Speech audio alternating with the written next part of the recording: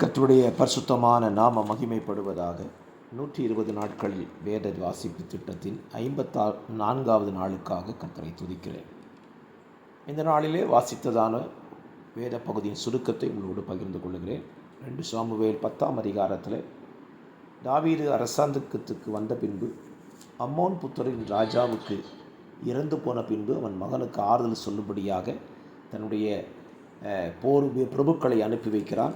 அனுப்பப்பட்டவர்கள் ஆணுனால் ஸ்தோத்திரம் கேவலப்படுத்தப்பட்டு அனுப்புகிறார்கள். அப்பொழுது அம்மோன் புத்திரருக்கும் இஸ்ரவேல் ஜனங்களுக்கும் இடையே நடந்த மிகப்பெரிய யுத்தத்தில் கர்த்தர் சீரியரை சங்கரித்து அம்மோன் புத்திரரை தோற்கடிக்க கர்த்தர் உதவி செய்தார்.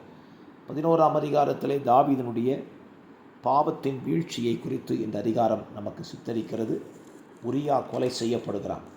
12ஆம் அதிகாரத்திலே தாவீதோடு கர்த்தர் ஊமையின் மூலமாய் பேசுகிறார்.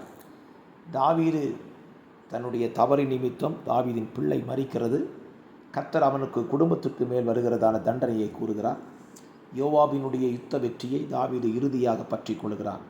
13ஆம் அதிகாரத்திலே அப்சலோம் தாவீதுக்கு விரோதமாக அப்சலோமுடைய சகோதரியாக இருந்த தாமாரினுடைய வாழ்க்கையில் நடைபெற்ற அம்னோனுடைய தவறான நடவடிக்கையும் அது நிமித்தம்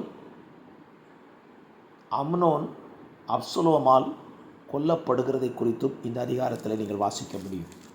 14ஆம் அதிகாரத்திலே அப்சலோம் தாவீதுக்கு தப்பி அவன் வேறொரு ராஜாவிடத்தில் அடைக்கலம் புகழ்ந்த பொழுது அவனை அழைத்து வரும்படி யோவாப் தாவீதினிடத்தில் தெக்கோவா ஸ்திரியை வைத்து பேசி அப்சலோம் திரும்ப அழைத்து விடப்படுகிறான்.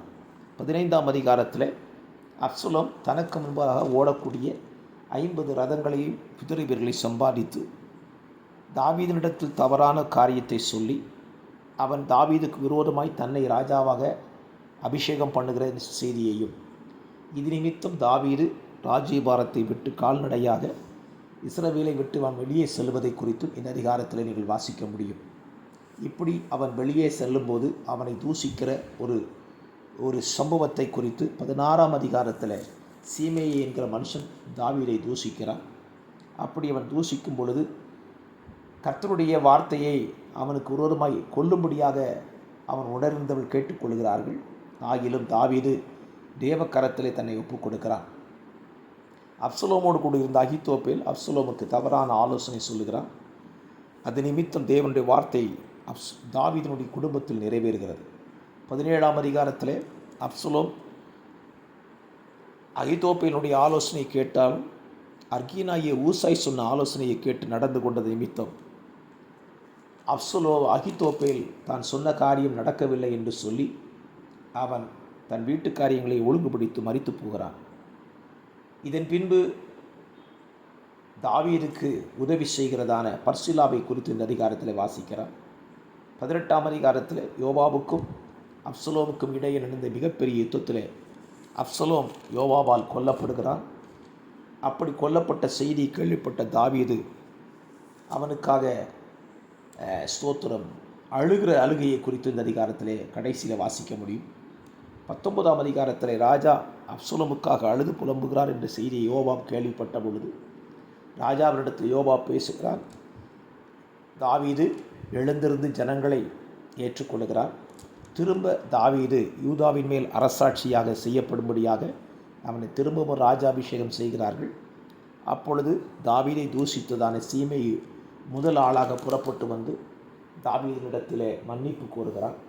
அதன் பின்பு பர்சிலாவினுடைய மகன் தாவீதோடு கூட வருகிறான். அப்படியே கிம்காம் அவரோடு கூட சென்று தாவீதினுடைய அரசாட்சியில் அமருகிறான். இந்த அதிகாரத்தின் முடிவிலே இஸ்ரவேல் ஜனங்களுக்கும் யூதர் ஜனங்களுக்கும் இடையே மிகப்பெரிய பிரச்சனை வெடிக்கிறதாக நாம் வாசிக்க முடியும். இன்றைக்கு நீங்கள் வேத பகுதியை வாசித்திருப்பீர்கள். அதனுடைய சுருக்கத்தை தான் உங்களுக்கு சொல்லியிருக்கிறேன். தொடர்ந்து நீங்களும் வாசியுங்கள், தியானியுங்கள், நல்ல கருத்துக்களை மற்றவர்களுக்கு சொல்லுங்கள், இதை மற்றவர்களுக்கும் அறிமுகப்படுத்துங்கள். கர்த்தர் தாமே உங்களை ஆசீர்வதிப்பாராக. பரிசுத்த பிதாவே, இந்த வார்த்தையின்படி நீர் உம்முடைய ஜனத்தை ஆசீர்வதியும். வேதத்தை வாசிக்கிற ஜனத்திற்கு சமாதானத்தையும் ஆறுதலையும் மன அமைதியையும் கொடுத்து நடத்துவீராக. இரட்சகராம் இயேசுவின் நாமத்தில் பிதாவே, ஆமென். ஆமென்.